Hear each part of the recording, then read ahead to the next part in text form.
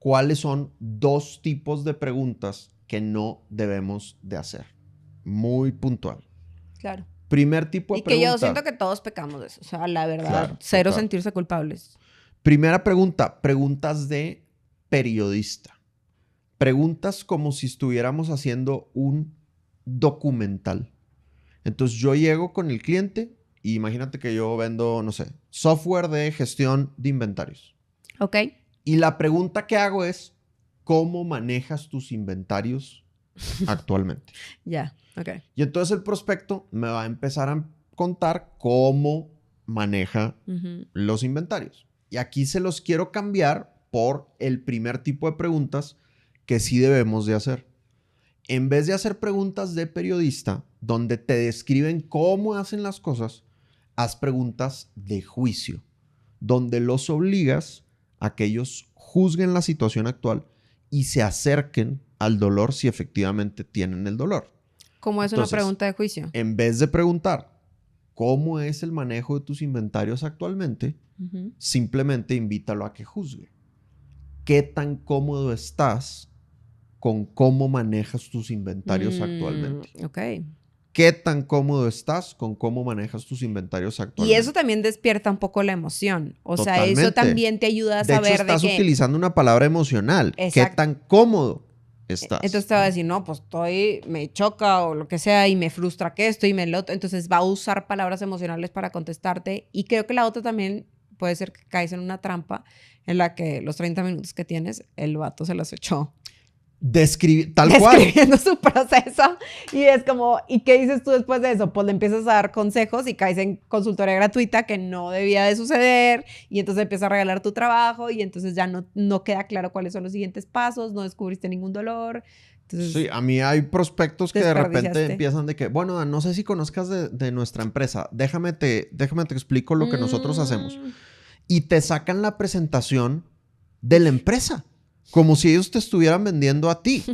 Y se desvían radicalmente. Y entonces, a ver, oye, muchas gracias por compartirme esto, pero me gustaría que habláramos de estos retos particulares a través de por los cuales agendamos la reunión. Y aparte, los retos no van a venir en la presentación. Exactamente. O sea, cuéntame del 1 al 10 qué tan satisfecho estás con esta situación. Perfecto, ¿no? Entonces, invítalos a hacer preguntas de juicio. No hagas preguntas de periodista como si estuvieras haciendo el video corporativo de la empresa. Claro, el documental. Y entonces la conclusión es no hacer preguntas de periodista o preguntas que hagan que el prospecto se alargue y se cuente toda su historia. En cambio, haz preguntas de juicio en donde ellos tengan que juzgar o calificar el proceso o la cosa que tú la situación, ¿no?, que tú soluciones. Exacto. Así es, ¿no? Listo. ¿Qué más no debo de hacer? No debes de hacer preguntas donde la respuesta sea sí o no. Y yo pequé tantas veces eso. Y mucho menos preguntas donde la respuesta es obvia, ¿no? O sea, claro. Como... ¿Estás buscando entrenamiento en ventas? Sí. Exactamente. Así es, ¿no? Ay, qué guay, no, vine a echarme un café contigo. Oye, vendes software para hacer, no sé, vendes un ERP.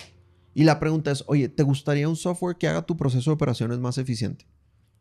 Pues, güey, nadie te va a decir que no. O sea, obviamente la respuesta es sí, pero es una pregunta que realmente no aporta valor. Entonces, pues mejor haz de nuevo preguntas de juicio acerca de los retos específicos que tú resuelves. Y yo siento que el tema de las preguntas es de las cosas más avanzadas y por eso dije, esto es lo que separa a los vendedores realmente cracks y pros, y yo por eso creo que los analíticos son buenísimos para esto porque son como muy metódicos en la pregunta.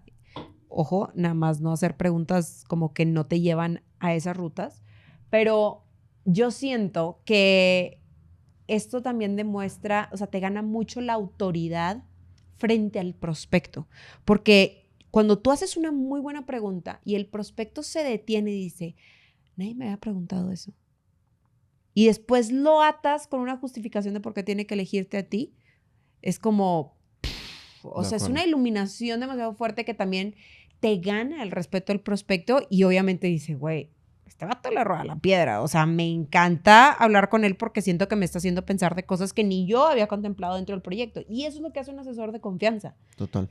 Entonces, 100%. siento yo que también te hace ver bien a ti. Claro, por supuesto.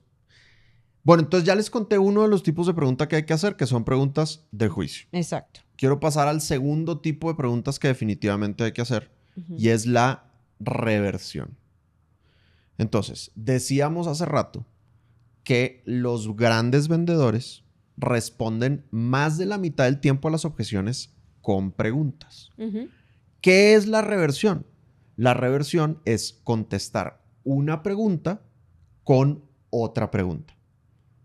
Suena medio absurdo, pero ahí les barras. O sea, lo que generalmente hacemos como vendedores es contestar una pregunta con una respuesta. ¿De qué color tienes este producto? No, pues lo tengo rojo. En rojo, y en verde, y en blanco. La reversión es decir, oye, ¿de qué color tienes este producto? Gracias por preguntar, ¿de qué color lo estás buscando? Entonces, la reversión, de nuevo, es contestar una pregunta con otra pregunta. ¿Por qué? Por dos motivos. Número uno, entender la verdadera intención detrás de la pregunta o de la declaración, ¿no? Cuando alguien te dice, estás muy caro, oye, interesante que toques ese tema. Cuando dices estás muy caro, ¿a qué te refieres? Estás muy caro significa muchas cosas. Quiero entender tu perspectiva. Entonces, descubre la verdadera intención de lo que te está diciendo. Y segundo objetivo de la reversión, te va a generar información muy valiosa. Por ejemplo, la pregunta boba de, oye, ¿de qué color tienes este producto? Si alguien te pregunta de qué color lo tienes, es muy probable que esa persona sepa qué color quiere. Entonces, en vez de tú lanzarle todo el catálogo de colores, pues descubre qué color quiere. A ver si se lo puedes ofrecer. O descubre qué puedes hacer si no tienes ese color para ofrecerle algo que se parezca, o descubrir si no tener ese color es algo que va a hacer que no cierres el negocio. Por eso, oye, ¿de qué color tienes? Gracias por preguntar. ¿De qué color lo estás buscando? Azul. ¿Qué pasa si te digo que lo tengo en azul? Ah, pues me interesa mucho. Ah, listo. Te hace la vida infinitamente más sencilla. Yo tengo ahí una pregunta, Dan, y esto es algo que yo creo que a todos los que escuchamos sobre la reversión inicialmente nos pasa, y sobre todo cuando la practicas, que te arrancas preguntando, ¿y en qué punto está el límite de que el prospecto diga, ya, güey, contéstame algo, o sea, no me estés, ¿sabes? O sea, como que pregunta con pregunta, ¿en qué momento es necesario como, pues ya contestar algo? Como todo en Sandler, la idea es que suene natural, que suene casual. Claro. No quieres que suene a una técnica. Por eso el método Sandler es un submarino, porque va por debajo del agua. O sea, tú no quieres que el prospecto se entere que estás utilizando un método, ¿no? Entonces, yo creo que uno tiene que saber jugar cuándo vale la pena responder con una pregunta. Ante una objeción, yo siempre respondería con una pregunta. Cuando alguien te hace una pregunta, que decir la respuesta de ninguna manera te va a meter en problemas, pues no pasa nada que digas la respuesta. Pero pregunta después de eso. Oye, ¿en qué fecha es el evento? Es el 30 de agosto. Ya dijiste, o sea, ¿en qué fecha es el evento? Oye, gracias por preguntar, ¿por qué es importante para ti? Pues es una pendejada responder con una reversión. O sea, si el evento es esa fecha, pues güey, responde, pero obtén información. Claro. Oye, es el tal día de agosto. ¿Qué opinas de esa fecha? Claro. O sea, responde, pero de todas maneras obtén información. Excelente. ¿No?